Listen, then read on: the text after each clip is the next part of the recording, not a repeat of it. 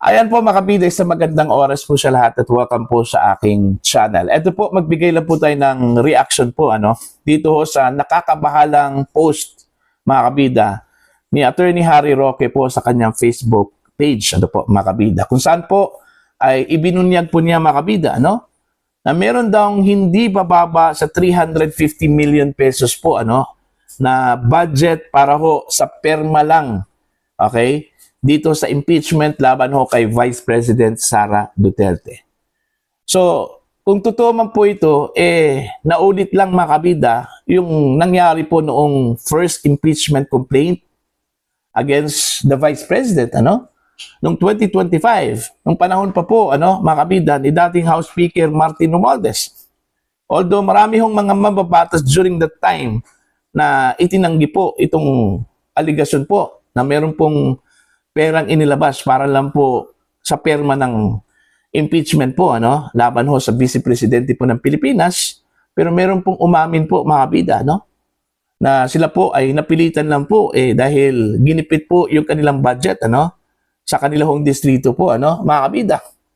Okay? Ngayon, hindi po natin inaasahan po na may budget po na ilalabas, mga kabida, dahil unang-una po, nasa unang yugto lang po tayo sa 2026, Okay? Ang inaasahan po natin na magkaroon po ng budget siguro in the middle of the year. Kasi preparation po ng budget po yun para sa 2027, mga kabida. Pero ngayon, kung totoo man po ito, okay? Grabe na talaga, mga kabida, Okay? Ito, corruption ito Malinaw po na corruption kung totoo man po itong sinabi po ni Attorney Harry Roque, mga kabida. Hindi pa po sila nakontento doon ho sa isiniwalat po ng mga dating Marines, na namimigay daw sila ng pera, Hindi lang po basta-basta pera, maletang pera po, mga kabida. Okay, sa mga iba't ibang personalidad po, mga politiko. Okay, eto naman po ngayon, may nabasa tayo, may narinig tayo, na meron naman pong allocation, mga kabida, para lang po sa perma. Ganito na ba talaga ka-obsess ang House of Representatives, mga kabida? Para lang po i-impeach si Vice President Sara Duterte, Ito, babasahin ko lang po, ang post ni Attorney Harry Roque, po. Actually, sinare lang po niya itong post ng News Ngayon. Alright? Pero yung post ng News Ngayon po ay ginawa po niyang caption, mga kabida. Alright, ito po. Ang halaga ng perma ngayon sa impeachment ni Inday Sara Duterte ay hindi bababa sa 350 million pesos. Harry Roque. Ayun.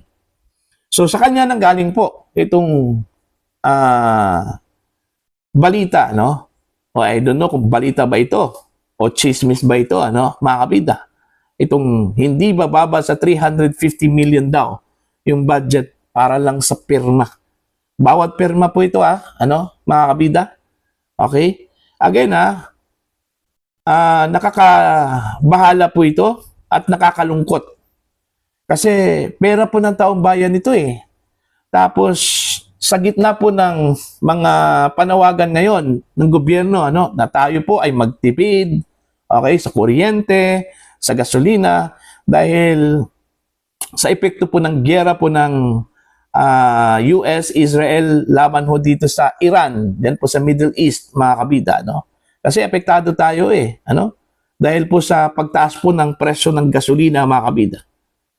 Okay? So, nananawagan po si Pangulong Marcos na magtipid tayo. And yet, may ganitong balita po, may ganitong chismis, mga kabida, na naglaan po ng hindi bababa ng 350 million pesos po ang House of Representatives, para sa bawat pirma po dito sa impeachment against the Vice President, mga kabida. Nagsayang lang po tayo ng pera dito Sa halip itong pera na ipamumudmud po natin, para lang sa impeachment ni VP Sara, para lang ma-impeach ang Vice Presidente, sana inilaan na lang po natin yan sa subsidiya ba, para sa gasolina, Kasi hindi natin alam kung hanggang kailan po itong krisis po, na nararanasan po natin ngayon. Nakaamba na po itong pagtaas po ng presyo ng gasolina by next week, ano? Nasa 20 plus yung increase. Mantakin mo yan, di ba? So, nakakalungkot talaga, ano? Nakakagalit. Okay? Ito hong ganitong balita po, ano, na mababasa po natin, mga kabida, ano po. Okay? Hindi nadadala itong mga mababatas po, ano, na nabuking na po sila noong unang impeachment complaint against Vice President Sara Duterte. Hanggang ngayon, inulit pa po. Kung totoo man po ito, ano, yung sinabi po ni Attorney Harry Roque, ano po, mga kabida. Diba? Ay, nako. Hindi ko na alam. Kaya nga, minsan, napatanong po ako sa sarili ko po, ang hirap ba talaga, no, na mahalin ng Pilipinas? Okay, mga kabida? Kasi, parang insensitive masyado itong mga opisyal po natin, ano? Okay, sa sitwasyon natin ngayon. Alright? Okay po sila kung magkaroon po tayo ng matinding krisis po, ano? Kasi marami po silang pera, eh. Pwede po silang pumunta ng ibang bansa po, mga kabida, no? Okay? Wala akong problema sa kanila po yung pera, no? Okay? Pero tayo, saan po tayo pupunta?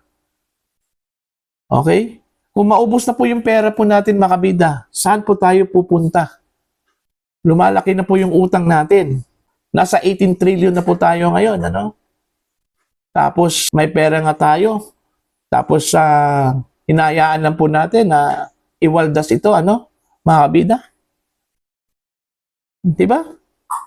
May sense ba, ano? Itong isiniwalat po ni Attorney Harry Roque, ano po, mga kabida? Na naglaan po ng hindi bababa po ng 350 million pesos bawat pirma po sa impeachment ni Vice President Sara Duterte. Walang sense. Senseless po, mga kabida. Dahil unang-una po, tayo po ay nasa gitna po ng krisis ngayon.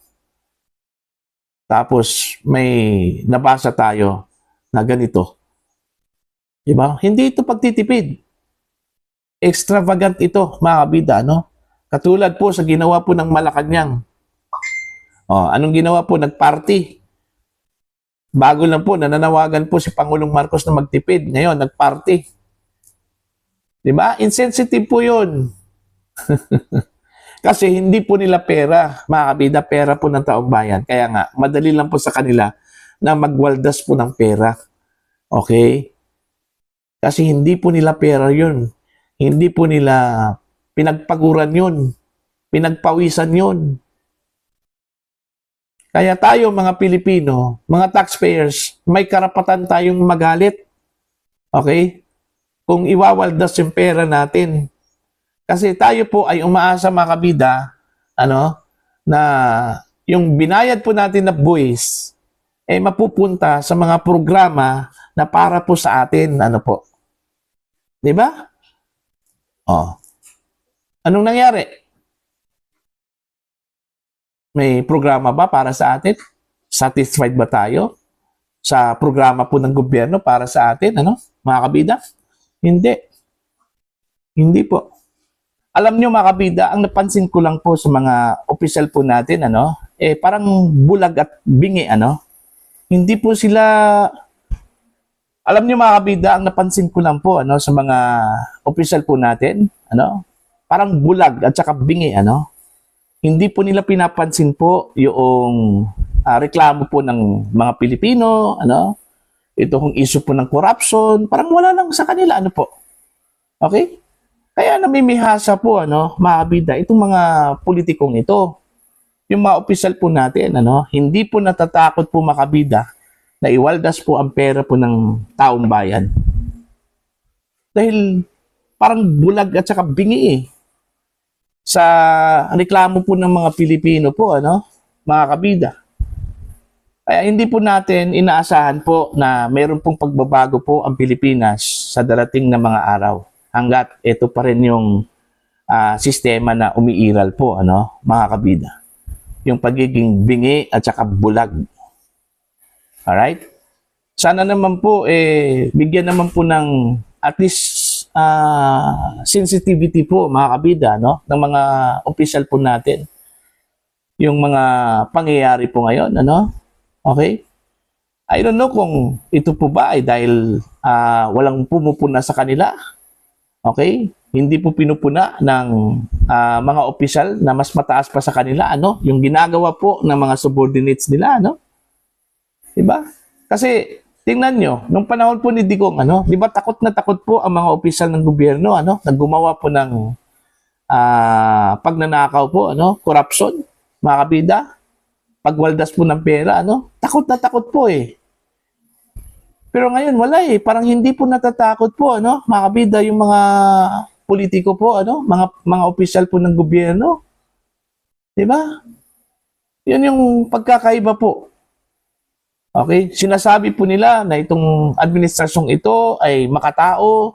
Okay? Dahil ang kapakanan po ng taong bayan po ang inuuna. Eh, totoo ba yun?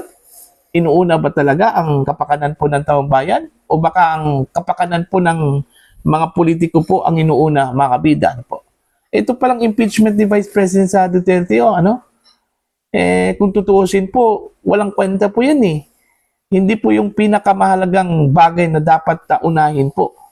Okay? Hindi po ito mahalagang bagay po, mga kabida. Ang dapat unahin po ng mga mababatas po, mga kabida, itong krisis po na kinakaharap po ng Pilipinas. Ano? Okay? Ano po ang dapat gawin ng gobyerno para maagapan ito, mga kabida? No? Okay? Meron bang mitigating measure ang gobyerno? Ano? Contingency plan ang gobyerno, mga kabida? Para kung ito po ay mag-last po ng matagal, eh at least tayo po eh makakasurvive. Kasi unang-una po, third world country lang po tayo, ang Pilipinas, mga kabida, no? So, hindi po tayo katulad po ng Amerika, Singapore, mga first world country yan, na kahit po tumagal yung crisis, mga kabida, eh, kaya ho nilang mag-survive. Tayo, hindi. Kaya nga, unahin natin gumawa ng paraan para po, mga kabida, tayo po ay makakasurvive. Hindi po puro impeachment lang. Okay? Eh, obsessed na po tayo sa impeachment ni VP Sara eh. Di ba? Oh. Sa halip na magtipid po tayo, okay? Sa halip na ilaan po natin yung pera po natin sa importanteng mga programa po, ano, para sa taong bayan, eh wala, winawaldas po natin yan. Okay? Kasi again, hindi po tayo sensitive sa pera po dahil hindi po sa atin yun. Kasi kung sa atin yung pera, eh, baka magdalawang isip po tayo na iwaldas yun, di ba? Pakabida. Ganun lang po yun. Okay? Para po sa inyo, ano po ang inyong opinion at pananaw po dito ho sa isiniwalat po, mga kabida, ni Attorney Harry Roque, ano, na hindi po pababa sa 350 million pesos daw yung inilaan na budget para lang po sa isang pirma, mga kabida, para sa impeachment against Vice President Sara Duterte. Ano? Please comment down. Sa mga hindi pa po subscriber po sa akin channel, please subscribe. Just click the subscribe button, click the notification bell, click all para updated po kayong mga kabida sa aking mga uploads. Maraming salamat po sa inyo lahat.